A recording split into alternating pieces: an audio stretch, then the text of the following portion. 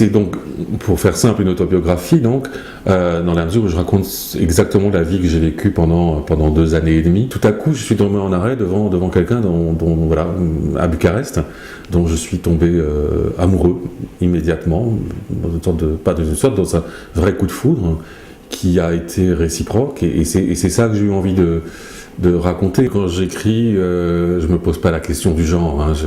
Il se trouve que je fais aussi bien des romans, c'est-à-dire des pures fictions, on va dire, même si ça veut pas dire grand-chose. Je pense à Alabama Song et à Zola Jackson, mes 2 livres précédents. Mais régulièrement, je fais aussi des livres qu'on va dire personnels, enfin des romans personnels, des romans autobiographiques. J'y pense pas parce qu'en fait c'est toujours le sujet du livre qui définit un peu comment dire quelle modalité de récit on va emprunter en fait.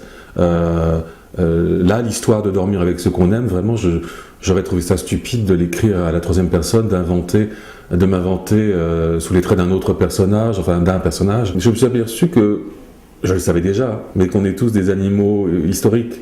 C'est-à-dire qu'on n'est pas, on tombe pas du ciel comme ça, out of the blue. On est fabriqué par notre histoire personnelle, mais par la grande histoire aussi. Et tout à coup, ça m'est apparu évident qu'il fallait que je parle de ce régime Ceausescu et de ses époux. Il y a des livres qui sont parus sur eux, où on apprend quand même 2-3 choses, mais de toute façon mon travail n'est pas un travail d'historien.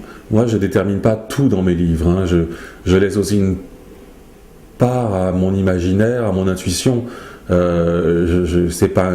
moi c'est pas un théorème un livre, c'est ni même un axiome, oui, il y a une part de liberté et d'aléatoire dans ce qui arrive tout à coup, j'allais dire sous la plume, mais c'est faux, c'est sur l'écran, sous les doigts du clavier et puis sur l'écran.